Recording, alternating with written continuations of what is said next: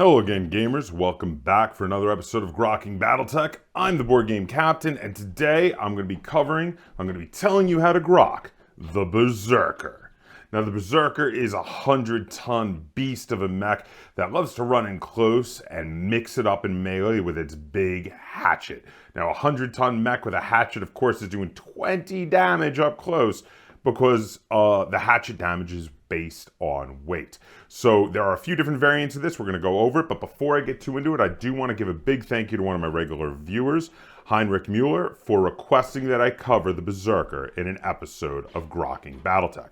Also, before I get too into this, I do want to say I've got a ton of links in the description down below that you can check out at your leisure. There's a link to BoardGameCaptain.com, which is a great hub for all things Board Game Captain. There's also a link to my Teespring store if you'd like to get yourself some cool Board Game Captain merch, t-shirt, mugs, etc. And there's a link to my Patreon if you're in a position to and would like to support the channel. All right. So, the Berserker. We're going to start with the basic version of the Berserker. It is the BRZ-A3. Now, the BRZ-A3 is a Clan Invasion era mech. Again, we're talking about a 100-ton beast. This thing has got 4/6 movement, but it's equipped with mask. So at the risk of damaging the gyro, you can get it up to 8 movement. So that is decent. You want to close the distance between you and your enemy faster because you want to get in with that hatchet. Speaking of the hatchet, let's talk about the armament. So this thing is armed with an ERPPC. Now this thing, the ERPPC is great for firing while you're on the way in, but also, unlike a normal PPC, does not have a minimum range, which means it's a really good choice for not only firing on the way in, but then also hitting once you get there, because it is a really decently powerful and varied ranged weapon. Next, of course, we have the hatchet, which again, with the weight of a 100-ton mech, this is a 20 damage beast, which of course can be a head capping weapon, and if you have a decent enough piloting skill, of course you can give yourself an extra difficulty to use the punch hit location table when hitting with the hatchet, which could be amazing, at which point you have a 1 in 6 chance of instant killing any mech you swing at. Now you've got 2 large pulse lasers. These are fantastic, one on the left torso, one on the right torso. The reason they're so fantastic is since they're large pulse lasers, while firing them while running, they're going to have the -2 difficulty to hit the target because they're pulse lasers, which means they're still going to be decently likely to hit even while you are running. We also have a flamer. This is just mostly for intimidation factor, really. It's supposed to be in the head, so it's supposed to be like the mech is breathing fire while it's running in. It can be used a little bit also, though, against infantry or vehicles if you want, but otherwise it's a very tiny little add-on weapon. And then we have a couple of nice defensive pieces of equipment. We have a Guardian ECM suite and an anti-missile system. These are meant to make your Berserker even more survivable while it is running in. The Guardian ECM suite can help to deal with enemy C3 networks as well as Artemis 4 systems, and the anti-missile system can reduce the number of hits from big cluster hits from on the cluster hits table. So combined, Artemis 4 LRM-20s are going to take a huge hit and not do nearly as much damage to you. Now, in addition to the fact that this mech moves fairly quickly, for an assault mech especially moves fairly quickly, it's got a ton of armor. So you've got 2 ways to keep this mech alive. Really 3 if you include the fact that it's got an anti-missile system and an Artemis and a Guardian ECM suite to help protect it as well. But the armor is great on this thing. So you've got the full 9 on the head, you have 46 on the center torso, you have 31 on each side torso, 34 on each arm, 38 on each leg, and on the rear you have 15 on the center torso, 10 on each side torso, making the Berserker incredibly survivable. This is a absolutely ludicrous amount of armor. Your entire enemy lance would need to close in and focus on it to really chip away at this much armor. And then we have 16 double heat sinks for a total of 32 heat sinking capacity, which is great because this thing does have a lot of weapons that can really make it heat up. The ERPPC does 15 heat. The 2 large pulse lasers do 10 heat each. Even with this much heat sinking capacity, if you fire everything, you are going to accumulate a bit of heat. But you're not going to fire everything every turn, so and you are going to rely a lot on that hatchet once you get in close. So it is the sort of thing where you can, sometimes not fire the ERPPC to cool down a little bit. This is a really well-equipped mech, both with weapons, heat sinks, and also armor. This is all around a great melee mech for the clan invasion time period. The big thing that, looking at this, I was like that they could have done better is instead of a mask, triple strength Myanmar. Of course, because triple strength Myanmar, in addition to speeding up the mech, would also make it hit harder in melee. But other than that, I really don't have anything to complain about with the basic version of the Berserker. I have used this mech and I love it. It's really good. Okay, so now the first variant we're going to talk about is the BRZ B3. So this one maintains the 4-6 movement. It also maintains the mask system and all the same armor, as well as the 16 double heat sinks. That is all the same. The weapon loadout is a little bit different. We still have the ERPPC and the hatchet, but now we have 2 LRM-10s. We still have the flamer, and we still have the ECM suite and the anti-missile system. I do not like this version nearly as much as the basic version. The LRM-10s are a little bit of a head scratcher for me. Sure, it makes it a little more multi-use, a little more multi-role, but you give up that specialization. It becomes more of a jack of all trades. It can hit at long range and then it can hit at close range. Whereas the basic version can hit a little bit at long range, but really specializes in that close range. You get in close, you hit him with the pulse lasers, you hit him with the ERPPC, and then you hit him with the hatchet. It's the coup de grace. And this one, when you get in close, you're not using those LRM-10s. They become a bit of a waste. So I'm a little less thrilled with this version. I have actually never used this version because of how much I dislike it compared to the original.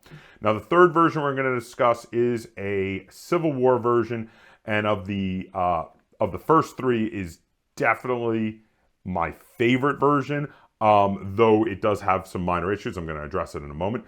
So this is the BRZ-C3. So this is a version with a C3 network in mind. It comes equipped with a C3 slave computer. You keep the same armor and the same 4-6 movement. You keep most of the heat sinks. You drop down to 15 double heat sinks, a little less heat efficient. We keep the ERPPC and the hatchet, but now we change out the rest of the equipment. We have 3 ER medium lasers in the left torso, a C3 slave computer, 3 ER medium lasers in the right torso, a Guardian ECM suite, an anti-missile system, and a flamer, just like the previous 2 versions. But the big change is we swap out the mask for triple strength Myanmar, which is the one thing I really felt like this mech needed. Now, I'm not a big C3 network guy, so I do feel like when I take this version, I have taken this version, that the C3 computer is a bit of a waste. That said, overall, the rest of it is fantastic. Absolutely love the BRZ C3 Berserker because with the triple strength Myanmar, once you get heated up to 9 heat, the hatchet no longer does 20 damage, it does 40 damage, which is insane. 40 damage anywhere on an enemy mech is going to really, really tear apart that armor.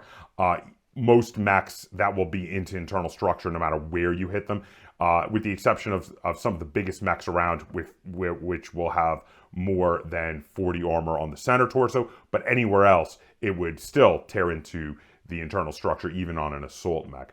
Medium and light mechs hitting them with that hatchet will probably chop the mech in half, remove body parts.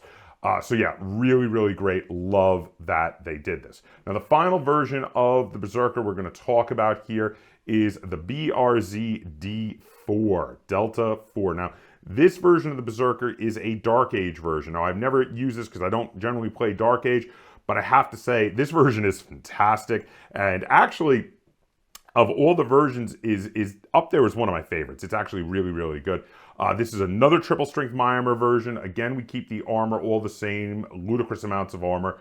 The heat sinks go up to the 16 double heat sinks like they were in the base version. We have the 4-6 movement, but now we have 4 jumping, which jumping capability in a Berserker is crazy. You can jump in behind someone and hit them with that hatchet in the rear, which is amazing. That could be ludicrous amounts of damage. We still have that triple strength Myanmar, so we can do a crazy amount of damage with the hatchet. But now we've very much changed up a lot of the weapons on this thing. So it keeps the flamer, it keeps the ECM suite, but now it's got 4 ER medium clan lasers, because this thing uses mixed tech, and a bombast laser, which gives it another head capping weapon, because the bombast laser does 12 damage, and none of these have minimum ranges. So this one is really good at getting in point blank, mixing it up.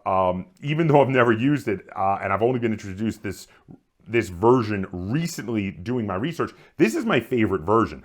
The Clan Tech ER medium lasers are brutal. The bombast laser is a second head capping weapon. It's got the triple strength mimer, and now, in addition, it can jump. The only problem I have with this is it has too many heat sinks for the amount of heat you're going to put out with these weapons, and in reality, you're probably going to need to shut some of these heat sinks off so that you can heat up to get to that 9 heat to be able to get the extra speed and the extra damage on your hatchet. But other than that, this mech is phenomenal.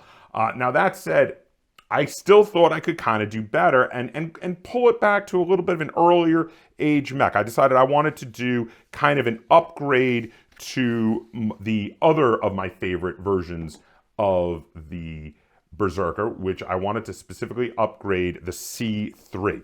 So, but I wanted to upgrade it with some of the Jihad era tech, so I'm going to be using this in a Jihad era lance.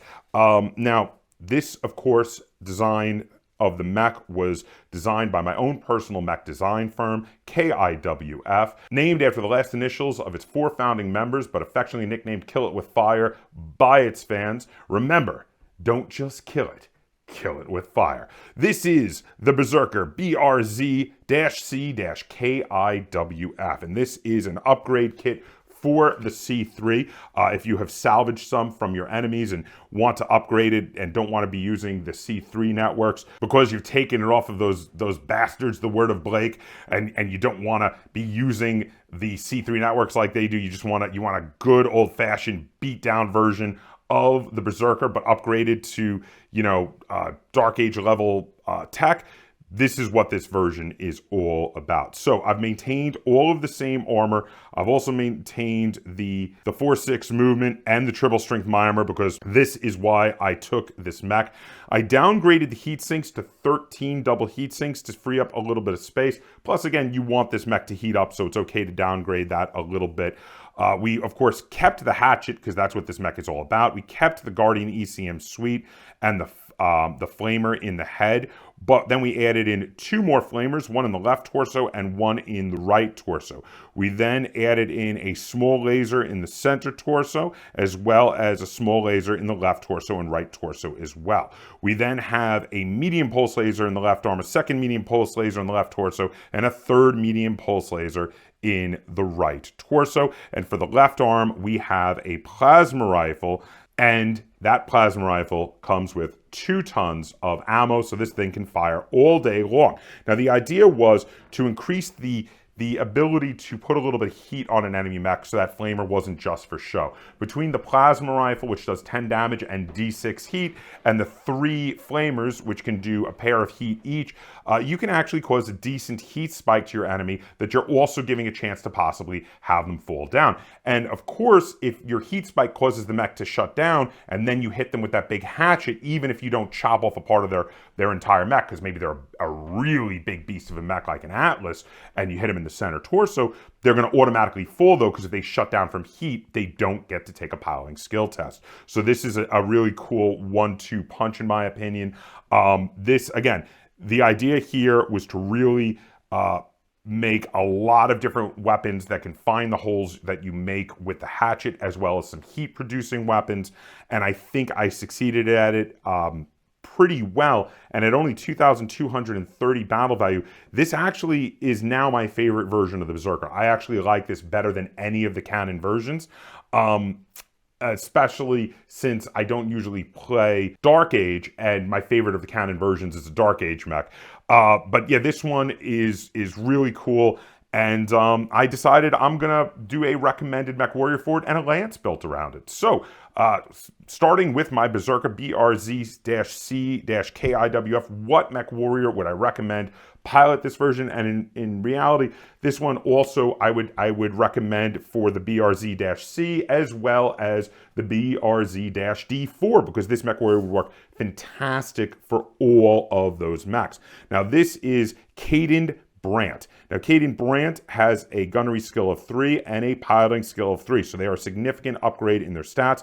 Their abilities have a cost of 3, so you're going to use this mech warrior if you and your opponent agree to use 3 cost mech warriors, and they have 2 abilities that work really well together and work very well for this mech, almost as if they were designed for them. They have Melee Master and Melee Specialist. Now, again, this is a mech that's all about getting in and mixing it up in melee. So Melee Master says you get to get an extra punch, kick, or club attack per melee attack phase. So now, here's the thing. A kick with this mech can do the same amount of damage as a hatchet swing. So you're going to come in, you're going to hit with the hatchet, do the 40 damage as long as you're heated up with the triple strength Mimir, and then you're going to kick and do another 40 damage. That could be a total of 80 damage from melee hits, which is nuts.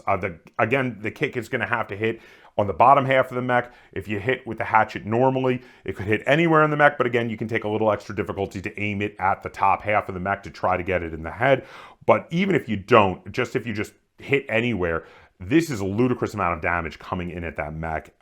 Also, keeping in mind that you did just probably unload on it with a lot of the armament of this mech. Now, Melee Specialist says you get to get a -1 modifier for physical attack rolls, and successful physical attack rolls do 1 additional damage. So the 1 additional damage is nothing to write home about. You know, that 40 damage goes to 41 damage. Not a huge deal, but the extra -1 difficulty is great and actually could reduce the added difficulty that you get for trying to hit the mech in the top half to hit it in the head. So that could be very nice to do. Yeah, Kaptain Brandt is a fantastic mech warrior to take in the cockpit of a Berserker.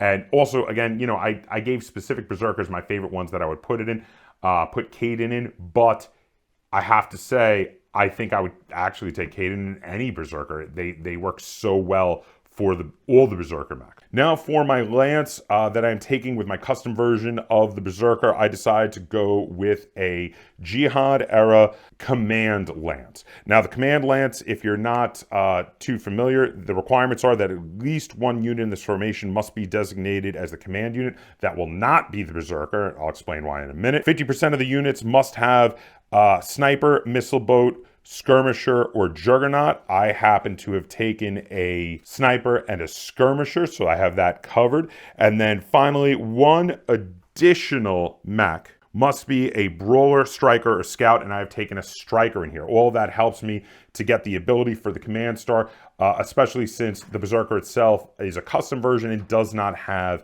a role type. So since I don't have a specific unit type for that, I had to fulfill all of the requirements with the other 3 mechs in this lance. Now for the bonus abilities, there are 2 bonus abilities you get for a command lance. So the first one is that prior to the beginning of play, 2 of the non-command units of this formation receive combat intuition, which I would give 1 of them to the Berserker and 1 to one of the other mechs. There's a few different choices. Now combat intuition, if you don't remember, is at the end of a turn, you can take a damage to your mech warrior. So you don't want to do it too often, but you get to do all of your movement, shooting, and melee attacks before even the other mech that you're going to be targeting gets to move, and therefore doesn't get any of the extra difficulty on hitting them from their movement, which can be absolutely lethal. Or you could waylay your attacks and wait to see where they move before attacking them. Though in this case, I would definitely recommend the first one because you want to run in with your Berserker, hit the biggest, most expensive mech with everything you have and bring it down before it even gets to activate on a particular turn when you're getting close and things are gonna get crazy. Now, the other ability you get is that once per turn you get to re-roll your initiative roll, which means more often than not you will actually win initiative unless your opponent rolls incredibly high. So now the reason I want the Berserker not to be the commander of the command lance is because the commander of the command lance cannot get the combat intuition ability. So because of that, I would say do not make your commander the Berserker. Now, the second unit here is a good candidate to possibly be the commander, and that is the Marauder MAD-5S. I love the MAD-5S because it has a Gauss rifle. It has 2 ERPPCs and 2 medium pulse lasers. This is an incredibly well-armed mech. It's a big, heavy mech with a lot of firepower. It's a good candidate to be the commander because it can stay kind of far back. It can move quickly from forest to forest and get itself some good cover, make it hard to hit it, and it can hit like a ton of bricks at range with the Gauss rifle and those 2 ERPPCs. It's got that 4-6 movement. It's got a decent amount of armor where it's got 35 armor on the center torso, 17 on the sides, 18 on the legs, 22 on the arms, and it has 10 and 8 on the rear torso sections respectively, and it has 16 double heat sinks, which is enough to fire both ERPPCs and the Gauss rifle every turn while walking without overheating. It will overheat if it alpha strikes, but only a little bit. This is a fantastic mech to be the commander for your command lance. Now next we have a couple of fast mechs to run up and tag team and gang up on the enemy with your Berserker. So the next one we have here is the Wraith TR1. Now this is a medium mech, 55 tons, but it moves like a light mech. It has 7-11-7 for its speed. That's 7 jumping capability. This thing is ludicrously fast and is great at disrupting enemy lines because it can jump in behind enemy mechs and start tearing apart their rear armor when they can't even return fire on it. It's going to make some of your mechs turn around to try to deal with it, and that makes them vulnerable to the big gun on your Marauder, who can now hit them in the back with a Gauss rifle.